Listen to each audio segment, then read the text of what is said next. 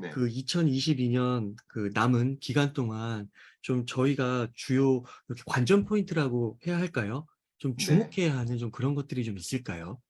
예. 너무 좋은 말씀이시고요. 기본적으로 우리 한국 주식 시장이나 미국 주식 시장은 한국의 기준금리 인상 여부나 그것과 관계없이 미국의 금리 인상 여부, 금리 인상 속도, 그게 더 큰 영향을 미치는 것 같아요. 그러니까 미국 장이 안 좋으면 우리 장도 안 좋잖아요.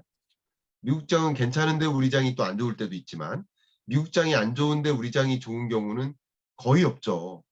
결국 우리나라 기준금리와 아 우리나라 주식 간의 관계보다는 미국 기준금리와 우리나라 주식 간의 관계가 더 높을 것이고, 그것을 이제 선행해서, 그죠? 금리의 고점부터 그로부터 한 3 개월에서 6 개월 선행해서 움직이는 그런 흐름이라고 볼 수 있기 때문에, 여러분의 관전 포인트는 여전히 페드 워치, 음. 페드를 워치하라, 이 말씀 드리고 싶고요. 제롬 파월의 의사결정을 좀 잘 참조하셔라라고 말씀드리고 싶고요. 두 번째 관전 포인트는 역시 한국은행의 기준금리 인상입니다. 두 번의 음. 에, 정례 회의가 남아 있습니다. 그러면 이건 왜 관전 포인트라고 했느냐? 이거는 주식 시장이 아닌 부동산 시장이라는 관점에서 관전 포인트입니다. 제가 왜 그러냐면, 기존의 잭슨홀 미팅 때까지만 해도 한국은행은 그냥 0.25% 포인트, 그냥 베이비 스텝 행보만 보이겠다라고 했죠. 근데 우리 이미 프리뷰 찍을 때 말씀드렸던 것처럼 스웨덴이 1% 포인트를 인상했습니다.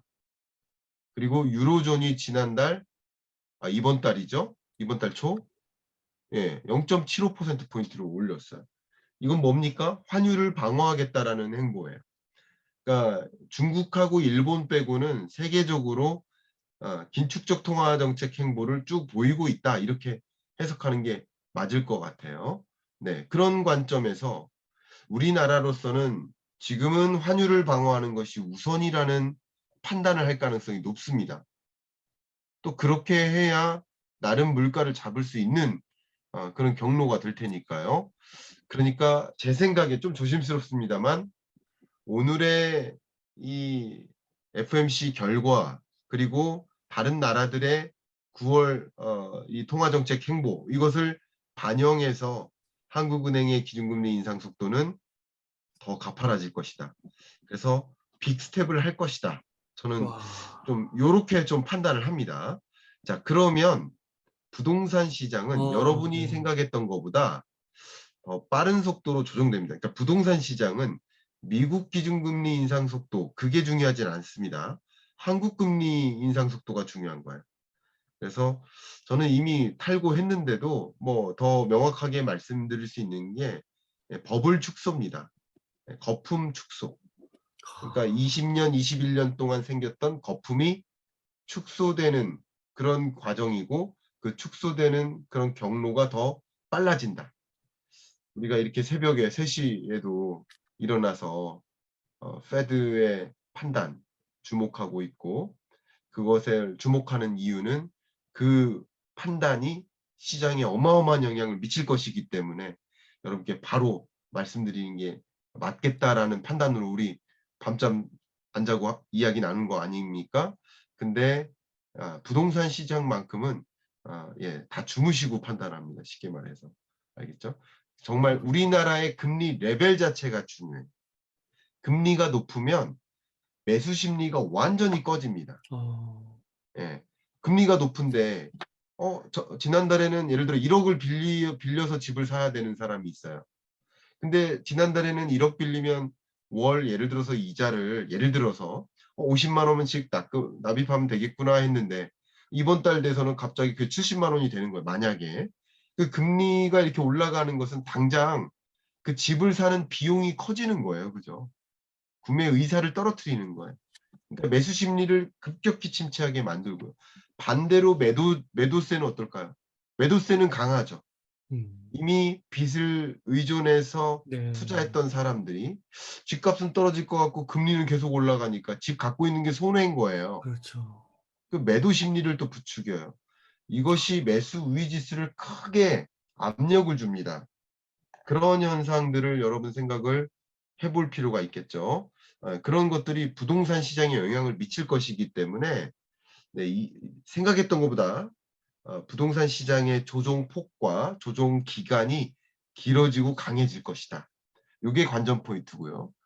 마지막 한 가지 제가 프리뷰에서 말씀은 드렸습니다만 미국이 어쨌든 통화 정책만큼은 물가 잡기 위해서 이렇게 움직이고 또 재정 정책, 행정부 입장에서는 또 역시 같이 물가 잡기 위해서 행보를 보이긴 하겠지만 행정부는 그 무엇보다도 경기 부양이 우선입니다. 그렇기 때문에 행정부는 물가를 잡는 것과 동시에 경기 부양을 할 수 있는 방법이 뭘까? 네. 그걸 고민했고 그 핵심이 인플레이션 감축법에 다 담겨 있죠. 음. 그 인플레이션 아. 감축법에는 물가를 안정화하기 위해서 우리 정부가 보조금 주겠다 이거예요. 가격을 그러니까 주류세 인하하듯이 가격을 떨어뜨려 주는 방식이에요. 보조금을 줌으로써. 특히 아. 어떤 분야에? 재생에너지 산업 분야에. 그러면 그 분야를 중심으로 산업이 커지겠죠? 경기가 회복될 수 있죠. 근데 그때 경기 회복 속도를 더 강하게 만들 수 있는 방법이 뭘까요? 그러니까 경기 침체라는 경착륙이 아닌 연착륙을 만들 수 있는 방법이 뭘까요? 그것과 동시에 해외에 있는 많은 기업들을 자국으로 유치하는 거예요. 아. 공장 짓게 만드는 거예요. 네. 그러면 경기 침체와 동시에 고용 충격이 있을 텐데 공장이 많이 온다고 생각해 보세요. 고용이 되는 거지. 그렇죠. 현대차 음. 빨리 공장 더 줘. 더 투자 규모 늘려. 건설 투자가 늘겠죠. 건설 투자가 일자리를 많이 늘리거든요. 아 그러네요. 설비 투자를 늘리는 거예요. 미국 내. 해외 자금을 끌어다가 쉽게 말하면 어. 해외 주요 기업들한테 중국 공장 철수하고 미국 공장 지어라. 이게 메시지예요. 인플레이션 감축법의 메시지가. 음. 그래서 왜냐하면 중국산 제품이나 중국산 소재를 쓰면 안 된다는 거거든요. 우리나라 자동차에 마그네슘이 있고 역시 스마트폰에 마그네슘이 있는데 우리나라 마그네슘 100%가 중국 거거든요. 그거 쓰면은 우리 보조금 안 주는 대상이 된다 이 뜻이잖아요. 그렇기 때문에 역시 소재든 뭐든 다른 나라 거 쓰고 중국 거 쓰지 말고 공장도 아예 미국에서 져. 근데 미국이 아니라 나프타, 그러니까 북미에서 하는 건 괜찮아라는 뜻이거든요. 북미, 캐나다나 음. 멕시코까지 북미죠. 북미까지는 내가 허용해 주겠어. 이런 뜻이거든요. 그런 것들은 이 글로벌 밸류 체인 자체를 북미 밸류 체인으로 만들려는 그런 야욕이고 특히 미국 그런 것들을 좀 생각해 보시면 22년 하반기 23년에 어떤 일들이 있을지 그게 가장 중요한 관전 포인트니까 아. 충분히 가늠하실 수 있을 거라고 생각이 됩니다. 아니 그 미국은 고용도 잡고 인플레도 잡으려고 하고 우리나라 특히 현대차의 입장에서는 또 그 IRA에서 이제 그 거기서 또 그 혜택을 못 받는 거잖아요. 그럼 네. 너무 이거는 미국 이기주의적인 거 아니에요? 이기주의적인 겁니다. 아. 이기주의적인 거 자국 우선주의라고 자국 하죠. 우선주의. 근데 지금 가장 중요한 게 바이든은 뭘까요? 가장 중요한 궁극적인 목표가 뭘까요? 바이든의 목표가 물가 안정일까요? 경기 회복일까요? 아니면 표일까요? 표죠, 표. 표죠. 음. 우리나라 대통령 보세요. 정치권 보세요. 기본적으로 정치인의 목적은 표입니다. 그럼 네. 표를 받기 위해서는 어떻게 될까요? 자국 우선주의예요. 네. 자국 우선주의고 중국을 괴롭혀 주고 미국은 강하게 성장해 주고 그런 모습을 보여주는 게 정치인의 행보일 수밖에 없어요. 표를 의식하기 때문에. 음. 그러니까 당연히 자국 우선주의죠. 아. 그래서 또 자연스럽게 나온 관전 포인트가 중간 선거 결과죠. 아. 중간 선거가 결과가 어떻게 나오느냐에 따라서 상관없이 우리가 관전할 만한 포인트는 그 강한 기조가 좀 주춤해질 겁니다. 그러니까 지금 일어나는 이런 모든 것들이 정치적인 것도 분명히 담겨 있는 겁니다. 정치적인 것을 무시하고 갈 수 없어요. 다시 말해서 표를 의식하고 하는 행보도 굉장히 많다는 거예요. 그런 것을 좀 생각해 보면 네. 그러면 정말 중간 선거 이후에 11월에 그 이후에는 이런 어떤 강한 드라이브가 좀 꺾일 수도 있습니다. 그때 좀 한국이 해 달라는 거 해 주기도 하고 뭐 그럴 수도 있습니다. 예. 아. 그것은 중요한 관전 포인트고 그때 예를 들어서 그런 인플레이션 감축법 때문에 주가가 추가 조정된 것들이 있잖아요. 네, 그런 것들이 다시 반등할 수 있는 관전 포인트가 될 수는 있겠죠. 네. 아 예 교수님 이렇게 오랫동안 시간을 많이 귀중한 시간 할애해 주셨는데 저 한 가지만 좀 더 여쭤보겠습니다. 괜찮습니다. 네. 워낙 부동산이 좀 중요하다 보니깐요. 네. 아까 이제 한국은행의 기준금리 인상 속도가 빨라지면서 가계들의 부담이 증가할 수 있기 때문에 부동산 특히 거기가 좀 위험할 수 있다라고 말씀을 해 네. 주셨잖아요. 네네. 어제 보니까 그 비수도권 부동산 규제 지역이 전면적으로 해제됐다고 그러더라고요. 그렇습니다. 그래서 수도권과 세종시 외에는 다 이렇게 좀 해제가 됐는데 네. 이러한 흐름조차도 예. 지금 말씀해 주시는 그런 금리 인상 이슈 그것과 예. 이렇게 대등하게 한번 비추어 볼 때 네. 말씀해 주시는 그런 거품이 해소되고 빼는 네. 그런 흐름을 바꿀 수는 없거나 뭐 완화시킬 수는 없거나 예. 그렇지 못하는 것일까요? 그럴 수 없습니다. 아 좀 그래요. 자신 있게 말씀드리겠습니다. 와. 그 부동산 매매가 제가 우리 웅달님 만나서 더 네. 구체적으로 말씀드리겠습니다만 부동산 시장의 정책은 영향은 있습니다만 거들 뿐이에요. 제가 심지어 좀 이런 표현을 했었죠. 물이 위에서 아래로 흐르는데 아랫물을 바가지로 퍼서 위로 던지면 물이 거꾸로 흐를까? 어. 거꾸로 흐르지 않아요. 와. 이게 야. 정확한 표현입니다. 네. 결국 거시경제 여건에 의해서 보이지 않는 손에 의해서 가격이 정해지는 것이고요. 그 가격에 정책이 기여는 할 수 있어요. 근데 그것을 반대로 흐르게 하진 않아요. 그리고 반대로 흐르지 않고 다시 말해서 집값이 안정화되고 있기 때문에 규제 해제를 전격적으로 할 수도 있는 겁니다. 왜냐하면 규제 완화를 약속했고요, 현 정부가. 그리고 다행히 시장이 안정화되는 것처럼 보이죠. 떨어지는 걸 안정화라고 지금 보고 있잖아요. 그렇기 때문에 근데 떨어지는 게 특히 지방이 더 떨어져요. 그런 것들이 또 안 좋은 또 시장의 국면들이 있기 때문에 그걸 보완적 조치로서 규제 완화를 하는 것이죠. 근데 서울시 같은 경우는 뭐 수직 중축도 허용하고 리모델링도 허용하고 정말 난리도 아닌데 지방에는 그 규제를 그대로 유지한다? 그럼 서울과 그 지방 간의 이 탈동조화죠. 따로따로 노는 현상. 이게 더 심각해지잖아요. 그러니까 이런 것들을 이제 마주하면서 어쨌든 지금 조정되고 있으니까 그리고 윤석열 대통령의 주된 그 정책 기조가 규제 완화에 있기 때문에 규제 완화를 단행하는 모습인 거고 만약에 지금 2020년, 21년처럼 폭등하는 흐름이 있다.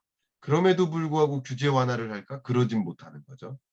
조정되고 있으니까 규제 완화를 해도 된다라고 아. 판단하는 것이라고 해석할 수 있겠습니다. 예 그래서 큰 흐름이 바로 저희가 이렇게 새벽을 깨워 가지고 보고 있는 페드 와치 미국의 네. 기준금리의 변동 네. 거기에 이제 가장 저희가 초점을 두고 좀 2022 년을 보낼 필요가 있겠네요. 그렇습니다. 그럴 필요가 있겠습니다. 그래서 페드 와치 그리고 한국은행의 기준금리, 인플레이션 감축법, 미국의 중간 선거 결과 등 요런 것들을 한번 보시면 2022 년을 그래도 잘 마무리할 수 있지 않을까. 교수님 중요한 포인트 짚어 주셔서 감사드립니다. 교수님 제가 혹시 끝으로 네. 시청자분들께 좀 음. 강조해 주고 싶으신 말씀이나 하고 싶으신 말씀 있으실까요? 네. 제가 컨디션이 졸려 가지고 네. 잠이 덜 깬 상태에서 네. 목소리도 지금 막 잠긴 상태에서 이렇게 말씀드려서 죄송하고요. 아유 별 그래도 말씀. 최대한 빨리 이 정보를 음. 전달해 드리겠다라는 마음만으로 이렇게 한번 도전을 해 봤습니다. 여러분들께서는 2022년, 23 년을 살아가실 때 역시 이런 모든 일련의 것들이 이 매크로를 이기지 못하는 거구나. 거시경제의 흐름에 따라서 이 여러 가지 것들이 정말 뒤바뀌고 있구나. 아마 우리 두 명이 밤잠 안 자고 새벽에 일어나서 이렇게 논의하는 그것도 왜 그런지 여러분들도 충분히 실감하시면 좋겠습니다. 그러니까 여러분도 이렇게까지는 아니시다 하더라도 정말 우리가 미국 물가 상승률에 이렇게 관심을 가져볼까? 미국 금리 인상에 이렇게 관심 가져.